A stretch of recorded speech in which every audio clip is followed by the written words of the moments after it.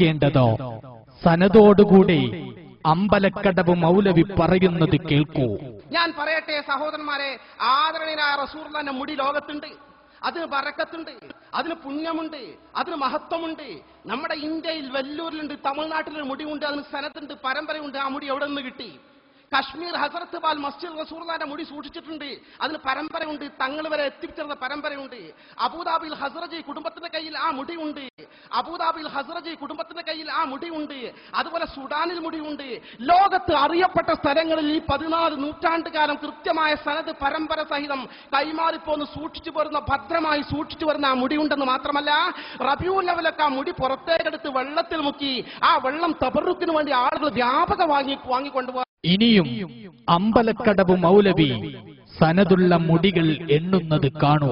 സ്വഹീഹായ നിലയിൽ ലോകത്തെ പ്രശസ്തമായ പല കേന്ദ്രങ്ങളിലും ആ വിശുദ്ധ മുടികൾ സൂക്ഷിച്ചു വരുന്നുണ്ട് എന്നത് ചരിത്രപരമായ യാഥാർത്ഥ്യമാണ്. നമ്മുടെ ഇന്ത്യ മഹാരാജ്യത്ത് തന്നെ തമിഴ്നാട്ടിൽ വെല്ലൂരിൽ അല്ലാഹുവിന്റെ ഹബീബിന്റെ ആ വിശുദ്ധമായ ഒരു മുടി സൂക്ഷിച്ചിരിപ്പുണ്ട് എന്നത് ലോകത്തറിയപ്പെട്ട വാർത്തയാണ്. വളരെ ഭദ്രമായി ശക്തമായ ബന്ദോബസ്തോടുകൂടി സൂക്ഷിക്കപ്പെട്ട ആ മുടി വർഷത്തിൽ ഒരു തവണ റബീഉൽ അവ്വൽ 12 ഹബീബായ റസൂലുള്ളാഹി സ്വല്ലല്ലാഹു അലൈഹി വസല്ലം ജനിച്ച ആ ദിവസം മാത്രം പോലീസ് ബന്ദോബസ്തോടുകൂടി പുറത്തെടുത്ത് പുറത്തുള്ളൊരു വലിയ ചെമ്പിൽ ആ മുടിയൊന്ന് മുക്കി അതങ്ങനെ തന്നെ കൊണ്ടുപോയി പൂട്ടി സൂക്ഷിച്ചു വെക്കുന്ന ഈ മുടിയിട്ട വെള്ളം ജനങ്ങൾ ബറക്കത്തിന് കൊണ്ടുപോകുന്ന സംവിധാനം അറിയപ്പെട്ടതാണ്. കേരളത്തിൽ നിന്ന് പോലും ആ വെള്ളം സ്വീകരിക്കാൻ വേണ്ടി ആളുകൾ റബീഉൽ അവ്വൽ 12 വെല്ലൂരിൽ പോകാറുണ്ട്. ഇന്ത്യയിലെ കശ്മീർ ഹസ്റത്ത് ബാൽ മസ്ജിദ് റസൂലുള്ളാഹിന്റെ തിരുമുടി സൂക്ഷിച്ച ആ വിശുദ്ധമായ പള്ളി അറിയപ്പെട്ടതാണ്, അനിഷേധ്യമായ പരമാർത്ഥമാണ്. സുഡാനിൽ ഈ മുടി ആധികാരികമായി സൂക്ഷിക്കപ്പെട്ടിരിക്കുന്നുവെന്ന് രേഖകളിൽ കാണുന്നു. അതുപോലെ അബുദാബിയിൽ ഷെയ്ഖ് ഹസ്റജി ഉണ്ട്. അബുദാബിയുടെ മുൻ മതകാര്യ വകുപ്പ് മന്ത്രി, യുഎഇയുടെ മന്ത്രി. അദ്ദേഹം ഹസ്റജി കുടുംബമാണ്, അൻസാരികളായ സ്വഹാബി പരമ്പരയിൽപ്പെട്ട മഹാനാണ്. അദ്ദേഹത്തിന്റെ വീട്ടിൽ അവരുടെ ഫാമിലി ഭദ്രമായ ഒരു മുടി സൂക്ഷിച്ചു വെച്ചിട്ടുണ്ട്. അത് എല്ലാ റബീഉൽ അവ്വൽ 12-നും റമദാൻ 27-ാം രാവിന്റെ അന്നും പ്രത്യേകം പുറത്തെടുക്കാറുണ്ട് എന്ന് അവിടെയുള്ള രേഖകൾ ചൂണ്ടിക്കാണിക്കുന്നു. അബുദാബിയുടെ മുൻ മതകാര്യ വകുപ്പ് മന്ത്രി, യുഎഇയുടെ മന്ത്രി. അദ്ദേഹം ഹസ്റജി കുടുംബമാണ്, അൻസാരികളായ സ്വഹാബി പരമ്പരയിൽപ്പെട്ട മഹാനാണ്. അദ്ദേഹത്തിന്റെ വീട്ടിൽ അവരുടെ ഫാമിലി ഭദ്രമായ ഒരു മുടി സൂക്ഷിച്ചു വെച്ചിട്ടുണ്ട്. അത് എല്ലാ റബീഉൽ അവ്വൽ 12-നും റമദാൻ 27-ാം രാവിന്റെ അന്നും പ്രത്യേകം പുറത്തെടുക്കാറുണ്ട് എന്ന് അവിടെയുള്ള രേഖകൾ ചൂണ്ടിക്കാണിക്കുന്നു. ഇങ്ങനെ വേൾഡിൽ അറിയപ്പെട്ട സ്ഥലങ്ങളിൽ വളരെ പാവനമായി, വളരെ ആധികാരികമായി പ്രബലമായ കുടുംബങ്ങളോ ഔദ്യോഗിക തലത്തിൽ ഗവൺമെന്റ് സംവിധാനത്തോടെയോ അത് സൂക്ഷിച്ചു വരുന്നു എന്ന യാഥാർത്ഥ്യം നമ്മൾ നിഷേധിക്കുന്നില്ല. അത് വല്ലാത്ത പുണ്യവും. അഹമ്മദ് ഹസ്റജി മരിച്ചു പോയിട്ടില്ല, പേരോട് മരിച്ചു പോയിട്ടില്ല, നമ്മളും മരിച്ചു പോയിട്ടില്ല. അബുദാബി നിലനിൽക്കുന്നതിന്റെ അവിടെ സമാധാന യുദ്ധമല്ല. അബുദാബിക്ക് ടിക്കറ്റും കിട്ടും. എയർ ഇന്ത്യക്കെന്തോ 15 സമരം ഒരുപാട് ഫ്ലൈറ്റ്, വേറെ എയർലൈൻസിന്റെ ഫ്ലൈറ്റ് പറക്കുന്നുണ്ട്. വിസയും പെട്ടെന്ന് കിട്ടും. പേരോട് വിസ ഫ്രീ, ടിക്കറ്റ് ഫ്രീ. ഈ വിഷയം അന്വേഷിക്കാൻ വേണ്ടി അബുദാബി അഹമ്മദ് ഹസ്റജിയുടെ അടുത്തേക്ക് മിതമായ മധ്യസ്ഥന്മാരെ കൂട്ടിക്കൊണ്ട് പോകാൻ തയ്യാറുണ്ടെങ്കിൽ എല്ലാ ചെലവും വഹിക്കാൻ ഞങ്ങൾ തയ്യാറാണ്. റെഡി പോകുന്ന ദിവസം എനിക്ക് ഒഴിവുള്ള ദിവസം ടെലിഫോൺ ചെയ്തോ, വാങ്ങിക്കോ, ഞാൻ റെഡി. 5 പൈസ തരണ്ട. ഇനി വേണമെങ്കിൽ വരുന്ന 25-ാം തീയതി ഞാൻ അബുദാബിയിലുണ്ടാവും. വന്നോ?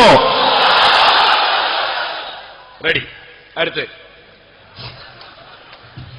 അങ്ങനത്തതൊന്നും വേണ്ട മോനെ.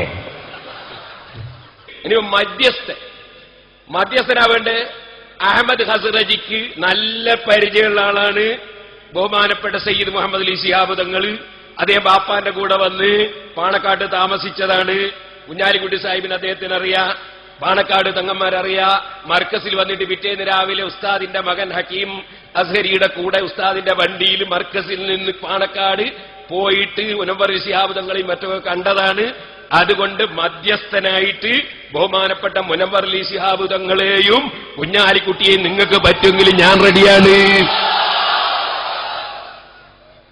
എനിക്ക് അവർ രണ്ടാളും പറ്റും.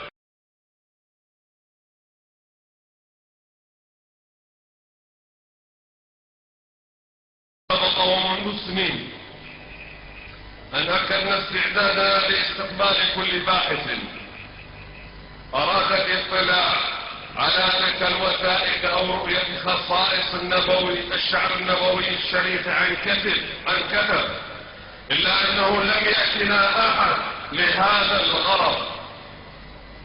وعندما سمعت بوجود المنكرين المخالفين للآثار النبوية الشريفة ولصحة نسبة الشعرة المباركة الموجودة عند فضيلة الشيخ أبي بكر أحمد في بلد تشرف بنور الإسلام في عهد سيدنا محمد صلى الله عليه وآله وصحبه وسلم، فاستفسرت عن هويتهم وانتسابهم، ثم راسلت زعيمهم عن طريق البريد الإلكتروني، أخبرته بأن مثل هذه الأمور والخلافات توجد الفتن بين المسلمين، ويجب علينا ونحن من بيوت علم عريقة أن نجلس ونتباحث في الأمر ونطلعه أو من يمثله على الأسانيد والوثائق التي بحوزتنا ليتبين الحق بدل تشتيت الصفوف. മറ്റൊരു കാര്യവും കൂടി നിങ്ങൾ ഗൗരവപൂർവ്വം കേൾക്കണം. ഞാൻ പലവട്ടം പറഞ്ഞിട്ടുണ്ടായിരുന്നു, ഈ തിരുശേഷിപ്പുകളെ സംബന്ധിച്ച് ആർക്കെങ്കിലും വല്ല സംശയമുണ്ട് എങ്കിൽ അവരെ സ്വീകരിക്കാൻ ഞാൻ തയ്യാറാണ്. അവർക്ക് വേണ്ടതായ എല്ലാ രേഖകളും നൽകാൻ ഞാൻ തയ്യാറാണ് എന്ന് പലവട്ടം പറഞ്ഞിരുന്നു. പക്ഷേ എന്റെ ആ അഭ്യർത്ഥന മാനിക്കാനോ അത് ചെവിക്കൊള്ളാനോ ആരും തയ്യാറായില്ല. മാത്രമല്ല, നിങ്ങൾക്കറിയാമോ, റസൂലുള്ളാഹി സ്വല്ലല്ലാഹു അലൈഹി വസല്ലം തങ്ങളുടെ കാലഘട്ടത്തിൽ തന്നെ ദീനുൽ ഇസ്ലാം വന്ന പുണ്യഭൂമിയാണല്ലോ നിങ്ങളുടെ കേരളം.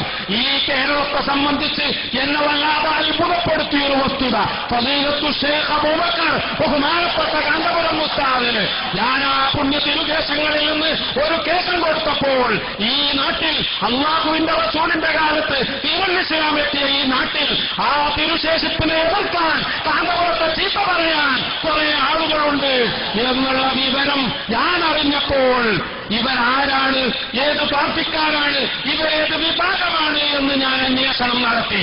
ആ അന്വേഷണത്തിൽ അവരുടെ നേതാവാരാണ് എന്ന് എനിക്ക് ബോധ്യപ്പെട്ടപ്പോൾ ഇമെയിൽ മുഖേന ഞാൻ അവരോട് ബന്ധപ്പെട്ടു. ഞാൻ ആ നേതാവിനോട് പറഞ്ഞു, നിങ്ങളുടെ അനുയായികളെ ഫിത്നയുണ്ടാക്കുന്നത് എന്ന് നിങ്ങൾ തടഞ്ഞു നിർത്തണം.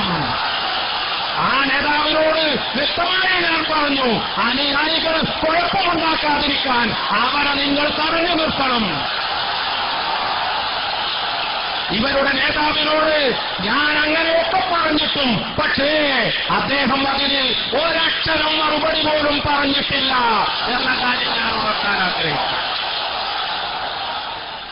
وطلبت منه أن يكف أتباعه عن إثارة الفتنة وتحقير الآثار النبوية الشريفة، إلا أنه لم يرد علي حتى هذه اللحظة لا إيجابا ولا سلبا، بل استمر أتباعه بالمهاترات وإحداث البلبلة كما سمعت.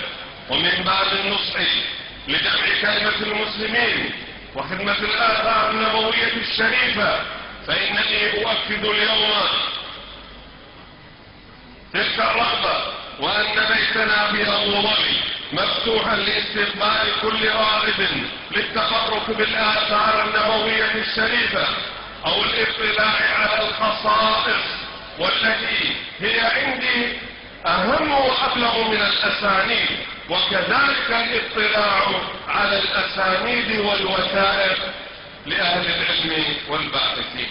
തിരുശേഷിപ്പുകളെ നിന്ദിച്ചുകൊണ്ട് നിങ്ങളുടെ അനുയായികൾ അപകടത്തിൽ ചെന്ന് ചാടാതിരിക്കാൻ, മുസ്ലിമീങ്ങളുടെ ഐക്യം നിങ്ങളുടെ അനുയായികൾ മുഖേന തകർക്കപ്പെടാതിരിക്കാൻ വേണ്ടി ഞാൻ ആ നേതാവിനോട് പറഞ്ഞു, അനുയായികളെ കടിഞ്ഞാണിടുക, നിങ്ങൾ ഒരു ചർച്ചയ്ക്ക് തയ്യാറാണെങ്കിൽ എന്റെ വീട്ടിൽ വരിക എന്ന് ഞാൻ അവരോട് പറഞ്ഞു. ഞാനിപ്പോഴും ഊന്നി പറയാൻ ആഗ്രഹിക്കുകയാണ്, അബുദാബി എന്നത് ഈ ഭൂലോകത്ത് തന്നെയല്ലേ? അവിടെ വരെ നിങ്ങളൊന്ന് വരാൻ തയ്യാറാവുക.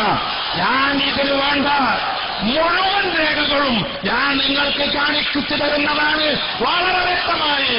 ഇത് സംബന്ധമായ മുഴുവൻ തർക്കങ്ങളും തീർക്കാൻ നിങ്ങൾ ആരെങ്കിലും മനസ്സാക്ഷിയുള്ളവരുണ്ടെങ്കിൽ വരണം എന്ന് ഞാൻ പറഞ്ഞു. പക്ഷേ ആ നേതാവോ അദ്ദേഹത്തിന്റെ പ്രതിനിധികളോ കാമ തയ്യാറായില്ല.